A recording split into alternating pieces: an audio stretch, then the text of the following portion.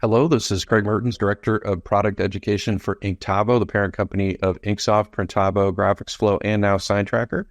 I have Christina Marcantelli, who's Business Development Specialist at S&S Activewear, and welcome to TrendWatch. TrendWatch is a new series of webinars that we're doing together with S&S and Inktavo, and the whole idea here is to expose our clients, shared clients, to new ideas, new products, and methods to help not only increase your sales, but also improve your productivity.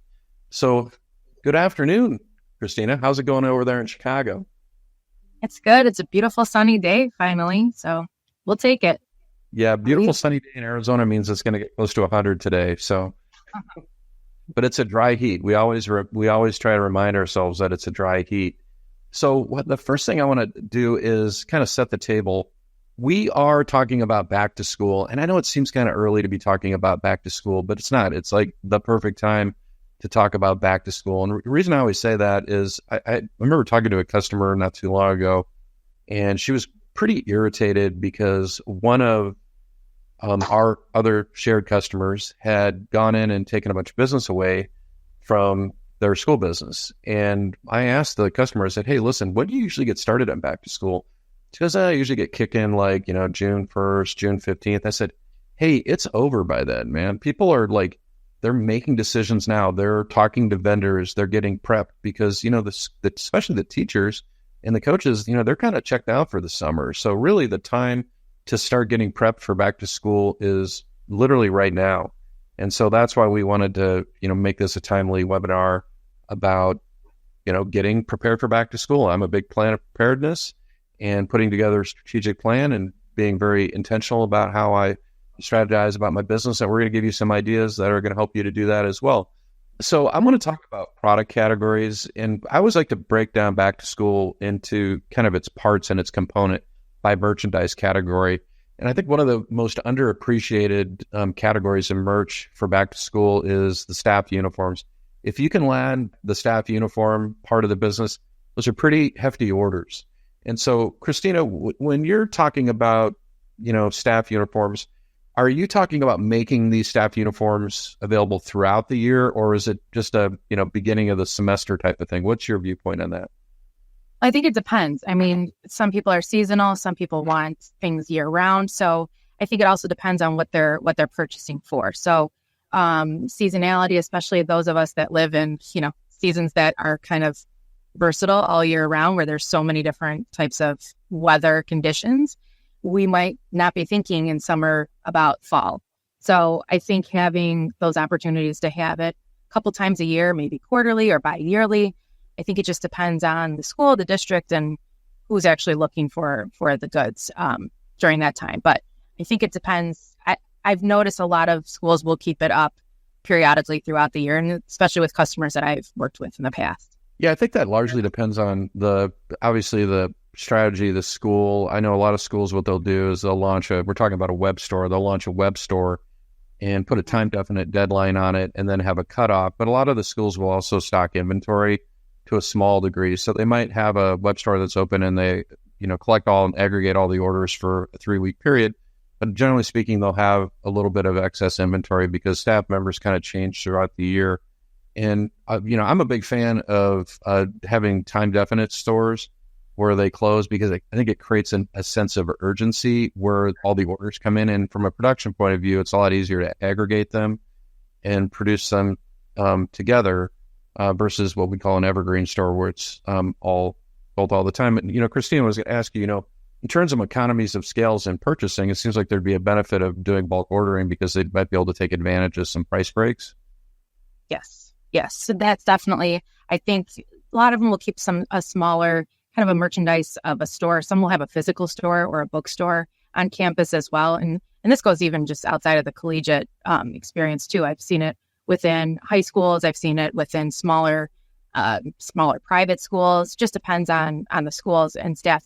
Some of them also have their local decorators. So I've noticed in the past, just from being a parent, we've also been able to, throughout the year, go to our decorator. Like the one that my school was with was Holy Cow. And if Holy Cow's watching, they will know. But needing uniforms for the kids or their gym essentials. How many times do your kids lose, I don't know, their shirt or it's worn out or they've grown out of it? So having a local decorator too sometimes is beneficial. That also does like the whole district. So I think it just depends on the school, the size of the school, demographics sometimes will basically dictate what if they're going to keep it year round. But you're right, having kind of a sense of urgency if you have it online, but then also having maybe a few sizes that are things that you're the regular, maybe your top sellers, having a few size offerings of that or to scale it and give it options. If you're working with schools, one of the things that to be aware of, if they have a pro shop or a bookstore where they have merchandise on display, it's the perfect showcase, to be, showcasing products because, mom, dad, parents in there, helping the kid buy the books, or maybe the kid has the family credit card and they see that neat little spiritwear shirt, maybe beyond just their uniform. It's a great way to kind of get some plus sales in there as well. Christina, what are the main products in terms of staff uniforms? What are the trends? What are you seeing people purchasing for staff uniforms now?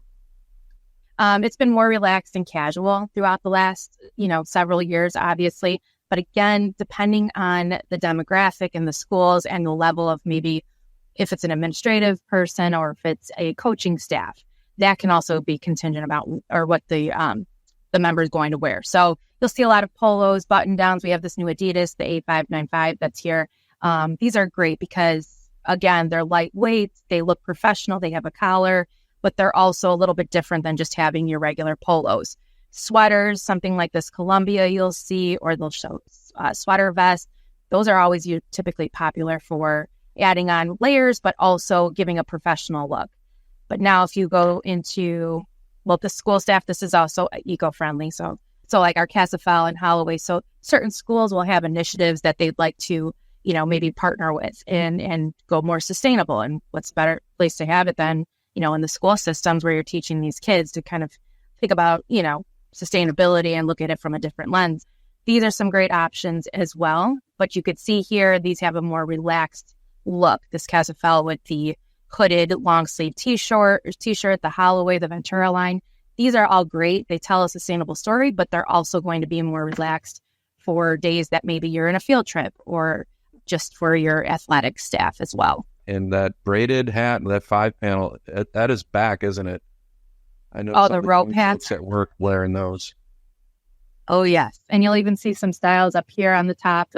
We'll see some for spiritwear, but just different colors and patterns, different silhouettes. You're really seeing them kind of take a different approach to just the whole headwear spectrum as well. These are pretty exciting. How do you feel about unisex for staff shirts versus, targeting male versus female styles? What do you see as the trend in that? I think, again, going back to that administrative, if you're looking for things that are more of that professional setting where they're collared shirts, what's great is when you're partnering with like an Adidas or a Columbia, a lot of those pieces will have the corresponding like companion piece. So you might have something in a male and female silhouette, which is great because then it's easy to keep kind of the same. It's just an easier way to keep everybody kind of in line, following kind of the same look as far as what they want everyone to be more uniform, but also it makes it easier for decoration silhouettes and decoration techniques because then you can kind of have it going corresponding across. But the unisex that you'll see the most will be more of your casual styles, especially. So that oversized fleece and sweatshirts and crew necks are huge, making a comeback. Those you'll see definitely as that unisex offering versus the companion pieces. And then seeing that is becoming more of a relaxed kind of look for a lot of staff. Many will just offer those unisex pieces, which is great. Well, certainly spiritwear, that's kind of the next category we're going to spin into. And that is, I believe, the biggest category of sportswear in North America. I think some folks have maybe argued that it might be corporate apparel. But if you think of corporate apparel, I'm only going to buy 1, 2, or 3 uniform shirts. But for my school team, and maybe my kids are involved in athletics, I not only would I be buying that shirt just as a support thing, but I also might be part of a fundraiser. And I think that really is partially what drives the growth of spiritwear. It was interesting. I was talking to a client of ours a few years ago that does all of the school uniforms for one of the largest school districts in North America. And I was talking to her and I said, how do you incorporate spiritwear into your uniform business, it's really easy. When they go to buy their uniforms and they go to check out, I force them through a page that has all this spirit wear in there, and people will just pick out their t-shirt. Which categories are you seeing leading the market in spirit wear from S&S? You'll always see tie-dye and like boxer craft. We have a few pieces as well. The flannel like shorts and pants, we'll always see those. Those have always been kind of that spirit wear, especially because the colors will work with the school colors. You'll see raglans like this 245, this Tultex, again, being able to play into those school color offerings. So there's usually two tones that you'll have. But we're seeing more of that boxy fit, like this comfort colors that you're seeing right here, the modest crops, but also that heavyweight category is really playing into a lot of the newer options coming in. This one especially, this 3023, this one's also a heavyweight, but a boxy fit. So you're kind of hitting both categories, the matching sets. So you will see this in your fleece. Crew necks, again, like we said, are kind of becoming more popular, but you'll still see the hoodies, and especially the draw cordless hoodies, because those are giving a more elevated feel. And you know how it is on campuses, especially when you see like these high school students and they're into the colleges and campuses. They're the ones that dictate kind of the trends, right? They're the ones that want to adapt. They want to make sure that they're the latest, greatest. Think back to when you were in those years, right? You always wanted to be on trend and not wearing what everybody else was wearing. They kind of dictate it. So it's great to see when these trends with the wide leg pants or the joggers, they're not wearing uniforms. Like my kids in the younger years were wearing uniforms, which made getting ready in the morning easy. But then as they really start to become more individualized and want their own styles, they will start following those trends. And you start to see that as you're in the drop-off line. You're seeing it at the college campuses for Rush Week. They really do dictate a lot of those current trends. So you'll see fleece, you'll see oversized. You're going to continue to see the matching sets like we have here. We're seeing, again, going into the fall, a lot of brands are going to be bringing in more of those heavyweight t-shirts, different levels, some from 7 to 9 ounces. So those are some heavy, t-shirts to be wearing, translating in streetwear, but we're also seeing it kind of going into these schools and the collegiate spirit wear as well. It's interesting looking at the silhouettes that you were showcasing there, the raglan sleeve baseball shirt and you call it modest crop. And now also looking at the style on that trainer jacket and zipper hoodies and heavyweight. That is 1984 to 1994. Yep. That's right where that was. I think baseball shirts been around a long time because they used to be worn as uniforms. But that was the look when I was selling manufactured apparel. So everything's cyclical. I love the trend towards the heavier weights because they print great. They have good margins. You can sell them at a higher retail price. Heavyweight t-shirt, you can easily sell for $30, $35 at retail. And so you're going to pad your margins a little bit in there as well. In terms of like categories, when you're setting up school store, say an online store for spirit wear, what do you see as the main categories? I know the obvious ones are going to be t-shirts and fleece, but are you seeing some other categories that are important and certainly headwear? Yeah, there's headwear, there's jackets. I mean, obviously for us, our main component's always t-shirts, right? So there's so many variations of t-shirts that we're seeing. We're seeing tie-dye and different mineral washes. So those are kind of, those have always been in the high school, the schools, the camps. You've always seen that kind of trending. But now they're softening. They're showing different silhouettes. They're doing more of a muted tones. But again, it's just you're seeing that in clubs and organizations as well. So not only are we just seeing the spirit wear for sidelines and going to these Friday night lights and pack the gym, you're seeing these in clubs and organizations or anything that they're looking to, kind of create their own individual, look for to make their club, make their department kind of stand out. So it's exciting to see that. And the more you offer as a decorator to cater to these different opportunities within the school, when there's so many, especially in larger school districts,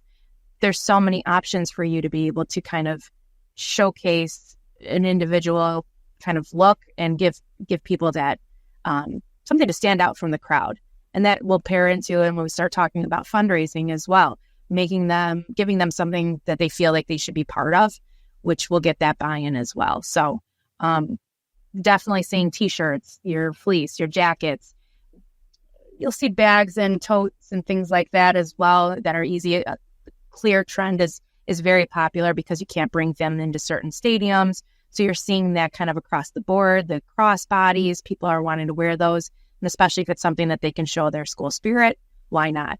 Jackets, I think you'll see a lot throughout the years too, kind of picking up again. You'll see your soft shells, but your coaches' jackets and these varsity jackets, you'll continue to always see those. But again, because it's parallel to what's trending, especially in streetwear, you'll see that even more so now with these cute bomber jackets and varsity striping.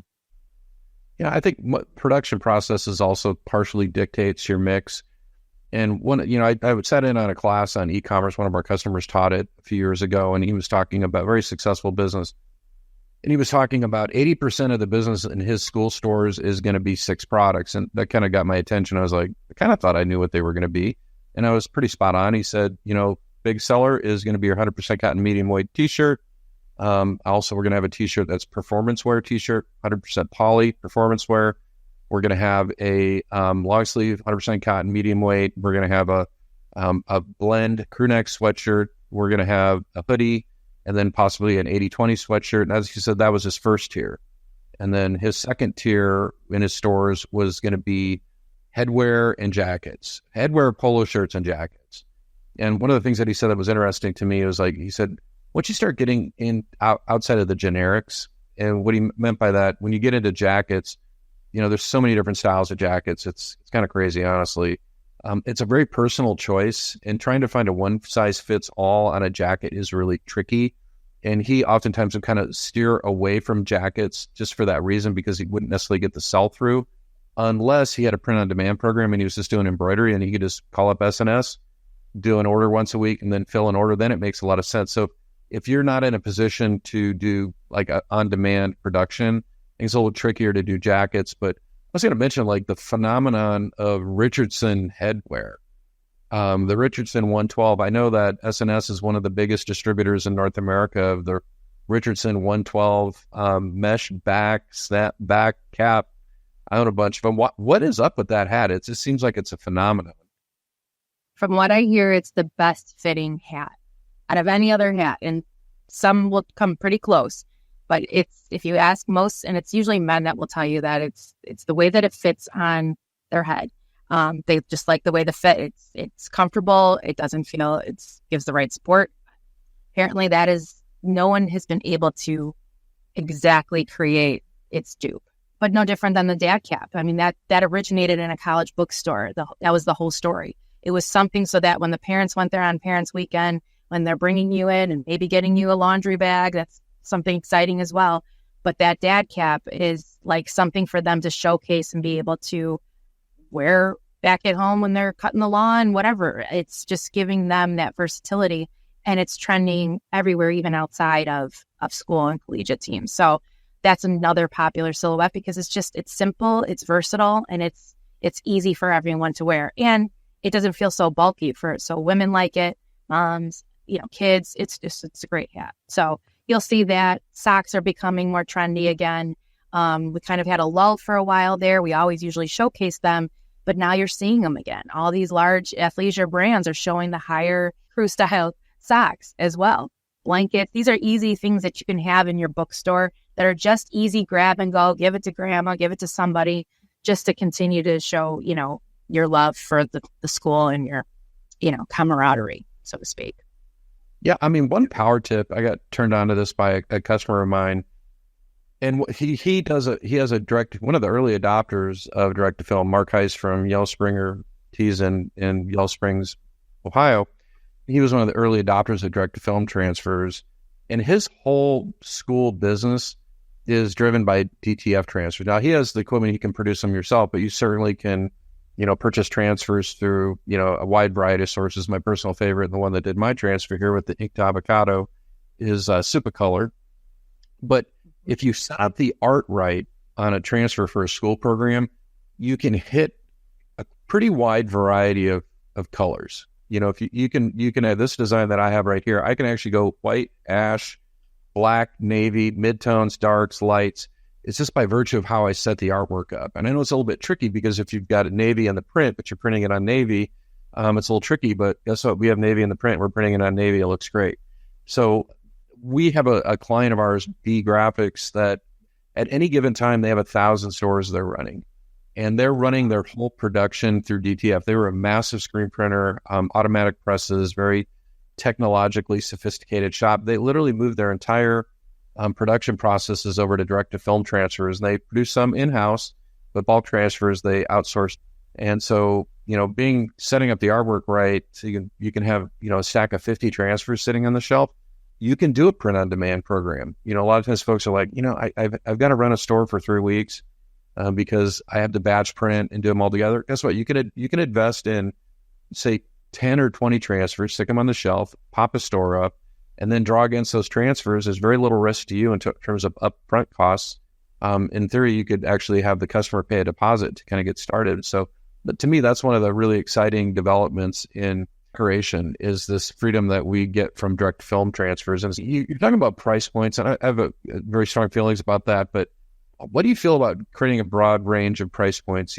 Obviously more affordable things, so people that are not going to be as comfortable making big investments versus, really the high end. Where do you find the balance there?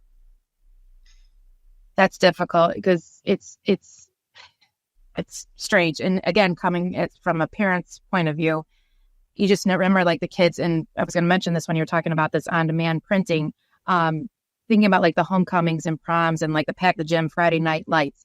Every week they would come to me and say they didn't even play football. This is when they would just go and support their friends. But they would go and there's these themes, right? So you're always trying to figure out, okay, I need something for Americana. We need something that's a Hawaiian theme. We need something that's the blackout, the whiteout, pink theme for October Breast Cancer Month. So when you're thinking of these things, these are great opportunities for this print on demand to be able to kind of have these options, because these kids they're willing to pay and spend for it because they want to be part of it. They want to show their school spirit, especially in the Pack the Gym when it's, the crosstown rivals. You have that all the time where they're really wanting to make sure that they come out and pack this and support their friends that are on the teams and just support their school. So offering, the wide range so that every kid and every child and every person is able to accommodate that, because in certain demographics, you're going to need that. You're going to need those kids that still want to be part of it, but maybe can't afford the Adidas style or, the name brand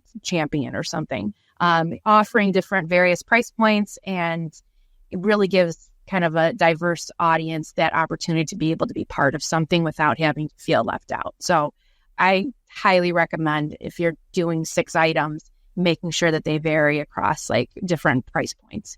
And it might just be a hat that they're able to afford or have. So creating these little assortments with a wide variety of price ranges can definitely make all the difference as far as who's getting more people to buy into it, for sure. Yeah. I think ultimately, it's part of it's just is going to be graphics driven too. And one of the things that I've seen customers do, which I think is really smart, is they'll have a promotional shirt. And that promotional shirt might be $10 or $12. And if you kind of do the math on it, you're probably paying sub $3 for the shirt. If you're doing a DTF transfer or screen print, under $3 for printing. So we'll call it $2. You got $5 into it. You're going to put it, on your store for $12. You're going to do a revenue share. And the way, the thing that's beautiful about revenue shares is nobody's going to price shop you on a revenue share because you're setting the retail price and you're just cutting a check for them. And so you can't do a promotional shirt. You could do a $10 or $12 promotional shirt, still make, even after paying a 20% commission, still make $3 or $4 on it. And it's just that Goodwill shirt that everybody can afford. But one of the best practices that I recommend, if you're going to do that shirt, keep it as a one color print, just a simple graphic, arc, mascot, line of text underneath it, maybe a weathered effect, something of that nature. Keep it as simple graphic and keep the more dynamic, interesting graphics available for, the higher price points or the branded goods like your Adidas. And that's something that works really well and also creates kind of that good, better, best kind of situation, which I'm a huge fan of good, better, best. But if you have a good, solid, basic, clean graphic on the promo shirt, nobody's going to complain about it. What I've found, especially when I was working in the college bookstore industry, sometimes the simplest graphics do the best. As far as, keeping the stores open through the year, that's one strategy, that evergreen store. But another strategy is merchandise drops, where we have special editions. You had mentioned blackout, whiteout, pink for, October. What's your thoughts on merchandise drops?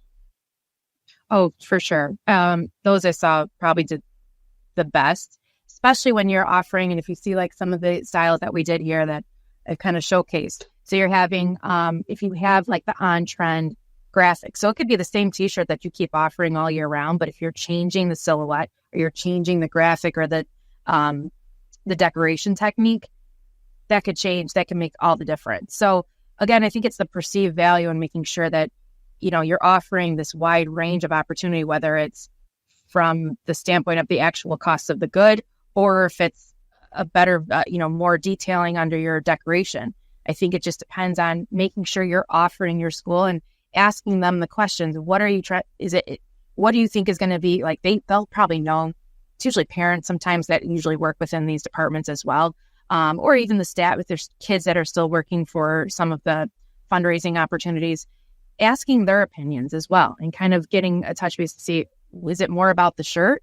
Will you wear it more? Or is it more about the decoration? And then you can kind of pivot and adapt from there, because that makes the difference. So sometimes easily just having a different graphic, like you're saying, could definitely make it all the difference in what their buy-in is. Because it's really contingent about who you're working for and their school budgets as well. So that can make a big difference for some schools in the buy-ins as well. Yeah, I think also creating some urgency with limited editions. We see a lot of our clients will do that when they do a merch drop. Merch drop's usually going to be a higher end product. It oftentimes is going to be a product that is branded. Yeah. Sometimes it'll be a premium product like a nice 80/20, 10-ounce crew neck with a 2-color tackle tool sewn on school letters, something of that nature, and making it a limited edition. It's interesting. I listened to the New Heights podcast with Kelsey Brothers, and Travis has got his own merch line, and that's the exact technique that he does. He's collaborated with several decorators, and they just come out with these premium merch drops, and when they're done, they're over. And right now, New Heights they have some green baseball cap that they've produced, and they'll bring 1,000 of them in, and they'll just pull the plug on it. When they're gone, they're gone, and then they'll let it sit for 2 or 3 months, and then hey, the green hats are back in. I think that's something that you can do in an online store quite easily, and you set up the store so it enforces inventory. In Inksoft, and I'll show you the Inksoft store in a little bit. One of the things we'll do is we'll enforce inventory in the store. So we'll take the store, we'll create a fundraising banner, and then we'll run that program for a period of time. But as the merch is being purchased, it will count down the inventory levels. And so people see when they're getting close to the, being out of stock, that, hey, maybe I need to get my order in now. And then you can reinforce that through email campaigns and posting on social media. And I think one of my favorite ways to drive sales is postcards. We'll talk about that a little bit when we get into fundraisers. So remind me if I forget to talk about that when we start talking about fundraising, which is right now. So fundraisers, perfect opportunity to do something unique and different with apparel. I think every parent or anybody that's ever been involved with a student athlete or a student around fundraising is probably tired of buying cookie dough, wrapping paper, popcorn, and magazine subscriptions and all the rest. It's really fun to be able to run a fundraising program where you have something that's showing pride for the school, which is fun to wear, that you would create some memento. Yesterday, I got on my Facebook, one of my high school cross-country teammates posted a T-shirt that we got our freshman year in high school that has a caricature of our coach on it on the back, and then it has our school logo with Chaparral Cross Country in the front. He posted that on our Facebook page, and for our high school, in the comments, people, where can I get one? Can we do a reissue? I think I'm going to do it. I sold them the shirts. Our family business printed those shirts, and our art department for our family screen printing business did the graphic. And so I'm thinking I might do a reissue on that shirt. I think it'd be fun. I don't really need to make any money. I'll be able to donate to a charity on it. But, people, the reason I mention that is that emotional connection that you have with that spiritwear, that merch, with the state championship, with that season, with that event. There's that emotional tug, and you can really use that to drive sales through fundraising programs. But you got to get you got to pick out the right products, and you have to have the right graphics. So what's your perspective on kind of apparel and design options for fundraising goals? Like if you were to wrap your arms around 3 products and really hyper focus on 3 products, for a fundraising program, what would you pick? Typically, t-shirts will always kind of supersede. Those will always be your number one go-to. But there's size variances with that, right? So if you wanted something that's maybe easy for everyone to pick, a hat would be easy because it's universal. A blanket, universal. So again, creating that nostalgia, that keepsake, that memento, we'll see that a lot in graduation kits that people will make. So it's something that they can take away and carry on with them, forever. But again, I think it's really offering the right decoration technique, because yes, that can play into the cost, but it also, they feel that sense of longing, or it's something that's trendy. So if every year you're doing a t-shirt for, let's just say, some fundraiser that's, I don't know, we did one at the school recently that was, it was like it's a sponsorship and get kids to buy into like the health awareness. So it's a triathlon, and it's for these kids to be able to, participate, and anyone who participates gets a swag bag. But again, if you're looking at maybe what they're getting as their memento or their piece, if it's kind of a boring, just graphic, they probably won't be as excited. But you make something that's exciting and you throw some other, items into this swag bag that they can win, it gives that buy-in and that sense of urgency. So you have to offer value, options. And again, it's just contingent about asking. You have to ask the questions. You have to ask what their goal is, what they're really looking to do here. Is it for the awareness? And you want people to get the most buy-in of that, the value for it. So it could be something that is a higher price point because they might want to buy into thinking that there's a perceived value there with a premium offering versus something that's maybe only a $10 t-shirt that you would have. So it really is about what your goal is and knowing what your demographic is and what maybe the past years have done, and seeing if you could push those limits or offer 2 items, offer 2 things, or a bundling situation. Maybe it's a hat with the t-shirt. So it's kind of tricky. I think it's a question that I kind of toyed with when I was just thinking about it, because there really is no one way to go about it.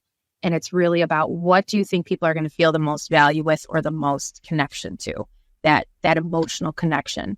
And you hit it on the head with that. It's really finding what maybe nostalgia piece that they can have, especially because we're seeing that again. We're seeing the collegiate decoration coming back. We're seeing more of that.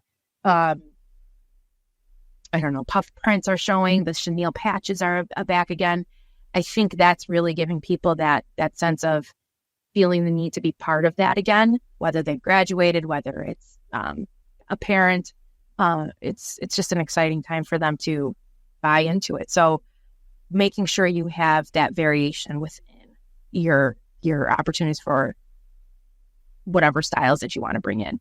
1301, that's a great price point to start out with. Plus, it's that heavyweight. So right. A lot of people think too that you're having this lower priced item, but you still can get the soft fleece. You still can get the heavyweight t-shirt. You still can have something that's trendy that's also cost effective. So just knowing those right questions to ask, and what they are trying to achieve with the fundraising opportunity. Yeah, a best practice I learned from a customer was he would create collections, and in that collection would be oftentimes like a t-shirt, a hat, and then a decal.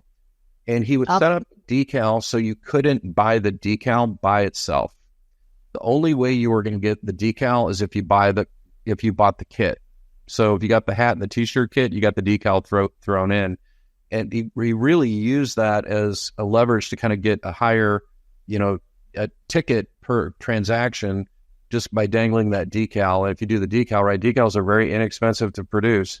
Or you can go through a company like Sticker Mule. It doesn't cost a whole lot, and they have great margins. So I think it's a really good incentive. And another customer, one of his techniques that he used for fundraisers, this is very clever, is he would pick the top 10 high schools in his community. He would do a pocket design. He would get a digital transfer printed up. So you had a gang sheet from Sipacolor where you can put, 2 up, 5 across on a gang sheet, or maybe more like 3 by 4 is going to be more likely. Of these pocket designs, do them in multicolored, because with DTF, it doesn't make any difference. And then he would actually run Facebook ads. He'd pay a little bit of money. He'd set up a store and he'd pay Facebook a little bit of money and he'd do $10 pocket tees. And on that $10 pocket tee, his transfer cost is a quarter if you're doing gang sheets. And he's doing a promotional tee that he's paying sub $2 for. So maybe including labor, he's got under $3 in it. And $7 profit every deal. And even if you're paying a 20-30% revenue share, you're killing it. And I just thought that was such a clever way of running a fundraising program, and also an affordable product that's just a price point. It's just going to move. $10 t-shirt, even if it's just a pocket logo with your school on it, that's going to move. $10, you don't have to think too hard about that. And so I thought it was a really clever way of doing it. So in terms of promoting these fundraising programs, and I know with your family and kids involved in sports and schools, it's always been my experience that, if you don't get the school or the organization to promote it via social media, via email campaigns, on-site events, it's just not going to work. What are some tips and what some things that you've seen in terms of fundraisers promotion that you've seen to be successful at? They've even done them within like the school, those events. So they'll have them along maybe the sidelines of the football game. So we've seen so many different ones over the years, especially, there's been kids that if there was a family issue or something happened where there was an illness for one of the, family members, you'll see that camaraderie with the schools and kind of that community come together, and they'll offer these. So again, you're seeing these kids that are like, well, this kid was in my class, and so I feel like I need to participate in it. So there's just so many different ways. We saw them always at the Pack the Gym nights. Districts, if they're larger districts, sometimes things will go out into the community within the actual, I think through the actual local newspaper. Sometimes they'll offer those if it's something that's a big initiative, if they do their 5K run. So you see various ways, just depending on what they're trying to achieve and what awareness they're trying to bring to the school, to the community, to just kind of tying everybody together. But yeah, we've seen it mostly. A lot of times everything's digital now, but you will see it also kind of getting those communications through the patch. They'll have some of those as well. It's just, again, depends on the schools that you're dealing with. Private schools, it might be a little bit different because they're not going to be as local and tied into the community the way the public schools are. The local decorators really have that kind of that advantage, because if they're part of that community, they might get more of that buy-in as well. To be part of it. And then it just gives them other ways to offer and go to the school. If you already have that in with the school, you want to make sure that you're offering them kind of a well-balanced opportunity from all their sports teams, all their clubs and organizations. Talk to them about fundraising and things that can make them feel like their awareness is out there for different initiatives that they're buying into. Yeah, and the thing I was going to remind myself to mention is my favorite way to promote a fundraising program is via postcard. You can purchase from Vistaprint or your favorite printer 500 postcards for under $20. A simple postcard, front and back is better. Got a big old QR barcode that sends people to the store. If you can get a photograph, a close-up of the printed products or a printed product is something to showcase, plus a people shot with somebody wearing it. And that postcard, you give us, give 500 postcards out, give, 50 to, top 10 influencer at the school, or, if you're an athletic team, give 20 to each one of the kids. They give it to grandma, grandpa, brother, sister, aunt, uncle, family, friend. And here's how you support our team. And guess what? You get a really cool t-shirt. And that program is, our customers that we teach that to do has just been an absolute game changer, because it's that tangible. And also, nobody wants to run around with a hand printed order form or, fill out order forms by hand. You just have to make it easy for people to buy. And I think it's a good combination of low tech and high tech.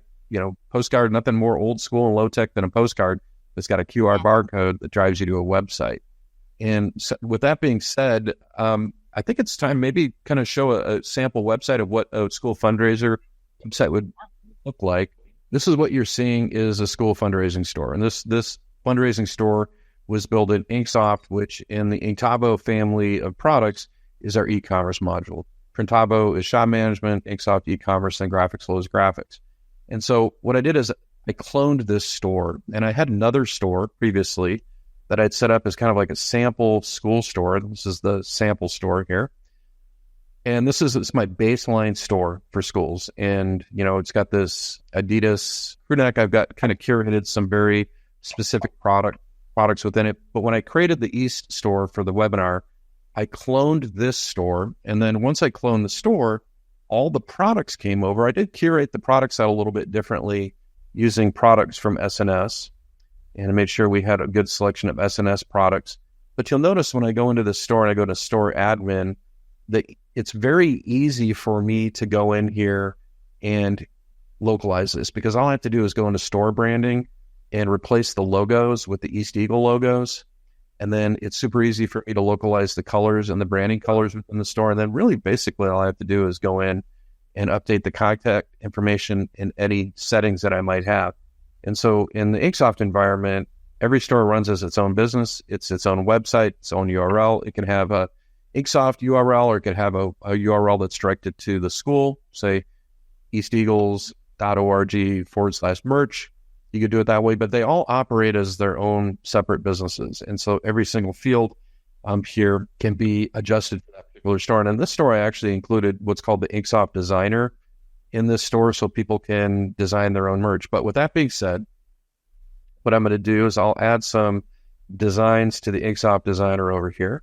And I'm going to go in and move these over from my other store. And so this is my main store that I created. And I'm going to go into this store and I'm going to move over these eagle designs here. And I'm going to let people edit this eagle design. And I'm also going to let them edit a set of banners. And so Inksoft is a graphics-driven platform and is also a design program. So let me kind of walk you through the components of the store here. Basic navigation over here. I put in, embedded the spring catalog for S&S in here. And so if you want to, get some ideas and maybe use this as a landing page to send out an email campaign to send out the S&S style guide, it's embedded into a page in the store. Another fun thing I did, if, folks work with Augusta Sportswear, I embedded the Augusta uniform builder into the page as well. So if I wanted to go in here and, give people ideas in terms of custom uniforms for sublimation, I can do that. I also have the art portal from GraphicsFlow. GraphicsFlow is our part of the Inktavo family of products that is our graphics platform. And this is a tool that's built into GraphicsFlow that allows me to create a gallery of artwork that's not only stock designs in GraphicsFlow, but also designs from my collection. So the people on the webcast, you are the very first people on the planet to see a new feature within GraphicsFlow, which is called Featured Designs. So in here, what I can do is I can actually not just show customers my stock designs, and I get to pick the categories here that can be displayed, and people can keyword search these as well. But I also have the ability to either have it land on featured designs, or people can select featured designs.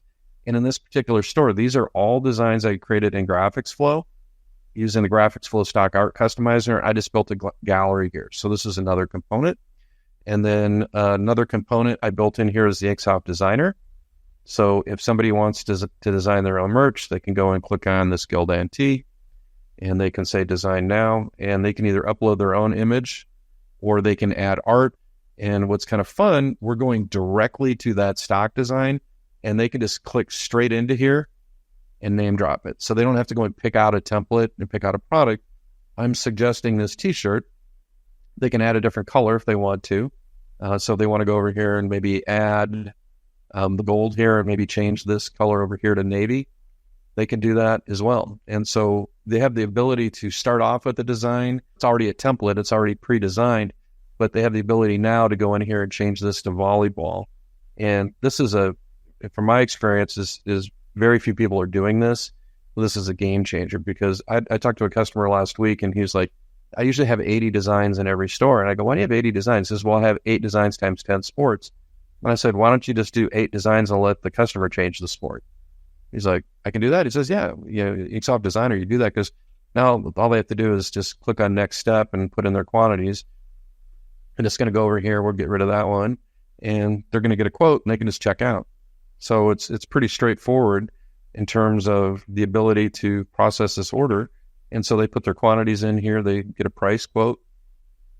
price quotes based on pricing logic. I have wholesale pricing in here, but I could have set this up as a retail price of $25. They click on buy now. They add the design. They go to their cart. Then you check out, and you're just making it super easy for that customer to purchase from you. People have a ton of options these days. They have the custom inks and rush order tees of the world. They can go to all these stores, but you want them coming to you, and you want them staying on your website. And so what I did here in this store is I featured some specific S&S products from the products that we featured in the webinar. So I put the Comfort Colors tee in here, the Tultex crew neck, and I really like this reflex hood by American Apparel. And so I can just feature some products. And the way I'm going to be organizing the finances on this store is I'm paying a revenue share. And if you think about it like this, if you're dealing with the official school channels, oftentimes you're in a purchase order situation. And so they're either going to place a bulk order, you got a PO, you got to wait around for months sometimes to get paid. But if you launch a store for a customer, and let's say I went to the school administrator and say, hey, I'm a local business. One of our specialties is web stores. I created a little web store so you can kind of see what we do. We'll set up a fundraising program for you. You're just going to get a check at the end of every month. You guys aren't going to have to do POs or any kind of process. We're just going to pay you a revenue share. Let me show you kind of what we did for the graphics. That's where that art portal comes in really, really well, because they can see some really exciting graphics that you built out. You're writing them a check. You're not waiting around, 60 days to get paid by a purchase order. And so in this particular store, it's got quite a few products that I curated. Super easy to create a product. All I really have to do is just go over here and say create. And maybe I want to do something on this Richardson hat here. I uploaded a DST embroidery file, or maybe we're going to do a different type of print. I can just go over here and click on the embroidery. So let's go and upload an embroidery file real quick. So I'm going to upload this embroidery file. Here's the file. I can go in and recolor it real quick. So I'll go over here to where it says select colors, and I'm going to change this to a gold. We'll make that mimosa. Let's see, we'll make that silky white. We'll make this a navy. So I'll just type in navy. I'm going to use Madeira thread on this. So we'll make that navy. And then this other black, we'll make this navy as well. So I've got the file set up, hit upload, and I want to add a different color. So I'm going to go down here and pick a different color combo. We'll do this navy to white fade here. And we'll select that one, get rid of this one. This is all coming from S&S. And then all I really have to do is just click on the logo at this point, get it sized up, hit create, add a price, and then I can just add it to my store. So one of the things that we see is folks are using non-industry platforms to build these stores. So they don't have the S&S product feed built in. So I can just go to S&S and grab that Richardson hat. They're having to manually quote everything. They don't have pricing logic that will generate a price. They don't have the ability to have a design experience where the customer can upload their own design and get a quote, check out, or they can go to a pre-stock design and maybe add a sport or even build something from scratch. Trying to create this seamless experience for the customer where it just is easy for them to purchase, and most importantly, purchase on their phone, because we get stats every single month and Inksoft and the amount of e-commerce that's processed through our platform. And 80% of it is processed through a tablet or through a phone. It's just that convenience. Now, this store is kind of interesting because I also set up a row of Richardson hats here, and I set it up so if they want to go and name drop a patch, they can go and name drop a patch too, which is kind of fun, and get a quote and check out there as well. So this is kind of my fun little demo store we built out for the webinar, and I even went crazy and put in a name droppable graduation sign. And if you're not doing this already, this is like printing money. And the fun part about doing these grad signs is I'd charge $30 for that sign. My cost, if I order it through somebody like Signalite at wholesale, it's going to be $4 a sign. It's about as close as you can get to printing money. Providing that good product mix within your store and tying down the store, it's just a great best practice, because the thing is, once you have a store built, it's rinse and repeat. It's your showroom. I talked a little bit about B Graphics, and this is one of the biggest Inksoft accounts. And if you go over here and you go to find a store, and you go to, let's say, schools and universities, and we'll go over here to Bell Vernon right here, they'll have a sub-store for every sport. And they're using that cloning feature, and they're producing this whole set of products using direct film transfers. These are all DTF transfers. None of this is screen printed. And so it's just a very productive, quick way to tie down your customers, squeeze out the competition. S&S has a wonderful product line for populating these stores, plus that quick delivery and competitive pricing. There's really no excuses. You have a platform, you build out stores, and you use this as a showroom. And can you imagine being able to go to a customer and say, well, here's our showroom. Just go to bgraphics.com and just look at any of the stores, and you can see all the different stores we're doing, and then also see the different vertical markets. If you want to see what we're doing for the dance people, you understand not everybody can work at this scale, but this is the ultimate usage of online stores and fundraising in school stores. And this is all built on Inksoft. The last thing I want to talk about in terms of driving the success of these back to school programs is graphics. If you don't have graphics that are relatable, it's going to be hard to sell merch. We're building out a store for schools. The way I'm going to do that is I'm going to use graphics for all these interactive designs. So I've got thousands of designs. The designs that I created for that East store are all right in here. And if I wanted to go and name drop this design and maybe change it to another sport, I don't have to bring it into Illustrator or CorelDRAW or Canva or anything. I can do that right in the app. So I'll just come in here and drop in soccer, hit go, and I've localized this design. I can just save a production file as a PDF file, or if you're using CorelDRAW file. But what I would do in this case is I'd download that file as either a PNG or a PDF file, and I would use that to populate into my stores. So I've built out all these graphics to populate my stores. I did about 10 of these graphics yesterday in preparation for the class. It took me about 20 minutes. I chose a lot of the same graphics. I'll show you kind of where I started. The graphics I started with were actually, they all originally said Central Cougars. So I just took my Central Cougars designs and just updated them to say East Eagles. Very efficient and a bit lazy of me to do it, but time is money. This is a really quick way to deploy graphics and localize them to different schools. I could have started from scratch too, just gone into graphics flow and pulled up a soccer design if I wanted to. Actually, I did that yesterday.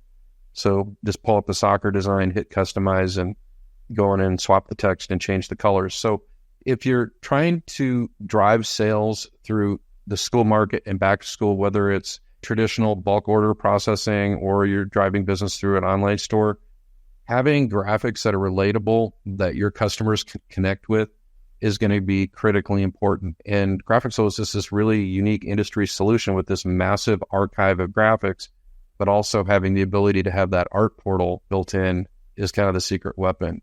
So thank you, Christina, for joining us today on TrendWatch. Really enjoyed it. Hopefully everyone else did as well. And we will come up with another intriguing and exciting new topic for the next TrendWatch. So again, thank you so much for attending TrendWatch.